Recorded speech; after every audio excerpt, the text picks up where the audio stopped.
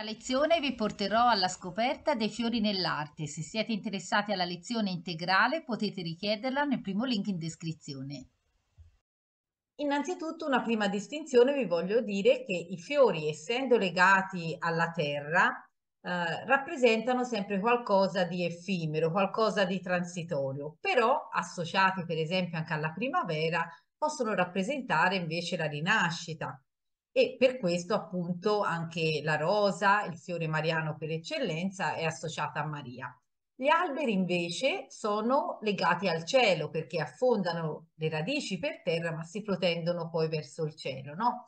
E spesso si trovano i fiori associati al tema proprio della vanità, del tempo che passa. Vi mostro per esempio subito questa opera di un pittore olandese, è una vanitas con una natura morta, dove trovate appunto un teschio, un libro e delle rose. Sono tutti simboli della vita che passa. Il teschio è logico una vita già consumata, di cui rimane solo un cranio, e poi il libro con le pagine sgualcite, spesso a volte si trova anche una clessidra. Sono tutti elementi che rimandano, diciamo, alla transitorietà della vita, a un breve periodo della vita che passiamo anche qui noi qui sulla terra, no? Pensate alle rose che sono bellissime, profumate, ma che in pochi giorni sfioriscono, no? Mentre gli alberi sono il simbolo invece dell'eternità. I fiori sono anche, vi dicevo, immagine della gioia di vivere, però dell'allegria. La primavera è la stagione, no, della fioritura e quindi per questo nel cristianesimo si è associata all'immagine della Vergine. Prendiamo per esempio la cattedrale di Firenze, no? Non a caso è dedicata a Maria, Santa Maria del Fiore. E se la guardate anche in pianta, sembra davvero, con tutte le cappelle radiali, no, che qui abbiamo, sembra davvero uno stelo con un fiore. Ma c'è un grande teologo che è stato San Bernardo che affermò queste parole qui. Il fiore, inteso come Cristo, voleva nascere da un fiore, cioè dalla Vergine nel fiore, Nazareth, nella stagione della fioritura, quindi in primavera. L'arcangelo Gabriele, ci dice San Bernardo, fece l'annuncio alla Madonna il 25 marzo. Il 25 marzo, non so se lo sapete, ma esattamente 9 mesi prima del Natale, a Firenze non a caso coincideva anche con l'inizio dell'anno civile. Non era come oggi il 1° di gennaio e l'ultimo dell'anno il 31 dicembre, ma l'anno iniziava il 25 marzo. E quindi la primavera si diceva raffigura la resurrezione di Cristo e la salvezza di tutta l'umanità. Per questo è così importante anche la cattedrale di Santa Maria del Fiore, che non a caso ha assunto questa iconografia particolare che tutti conoscete. I fiori vanno associati a delle virtù, se sono per esempio di colori con toni molto delicati, o ai peccati, se si pensa invece a colori molto intensi o a odori anche sgradevoli. E iniziamo subito. Dall'antichità i fiori sono sempre stati rappresentati. Il primo fiore a essere rappresentato si trova nella tradizione egizia, è il loto blu.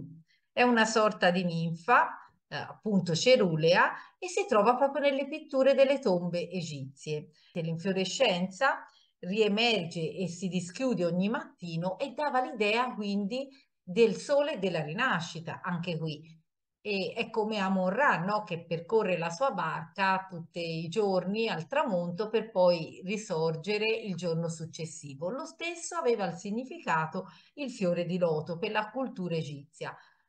E vi voglio far vedere ora questo soggetto in cui si trova una natura morta con vaso di fiori e due pannocchie. E qui uno per uno vi ho scritto alcuni significati. Rosa di Provenza è un'allusione, e questa qui, vedete, che ti sono grato, ti amo davvero, il tulipano, il garofano, ti voglio bene.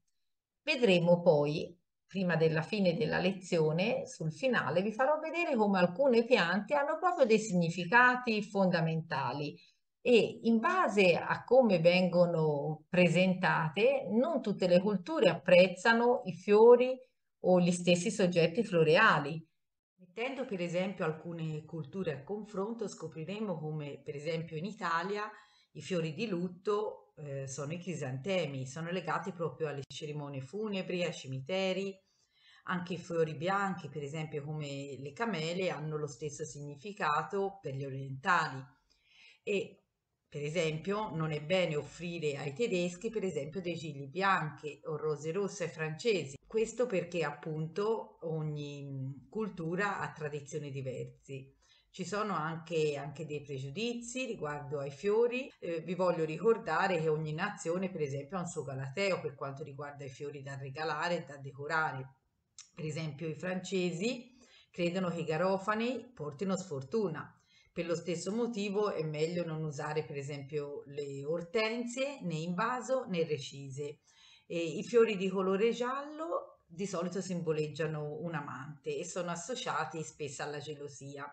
Il rosso, per esempio, per gli orientali è il colore invece della gioia e i sudamericani amano però le orchidee solo però se sono in vaso, non vanno regalate orchidee, diciamo recise. Un'altra cosa è legata per esempio anche ai numeri pari o dispari con cui si regalano fiori. Con un orientale, per esempio, bisogna ricordarsi di non mettere mai 4 o 9 fiori nei vasi, perché simboleggiano o segni funesti, dolorosi, mentre il numero 8 è un numero perfetto. Inoltre, i gambi dei fiori dovranno essere sempre in numero dispari per gli ospiti occidentali, quindi quando si regalano i fiori in Occidente bisogna regalarli sempre in numeri dispari.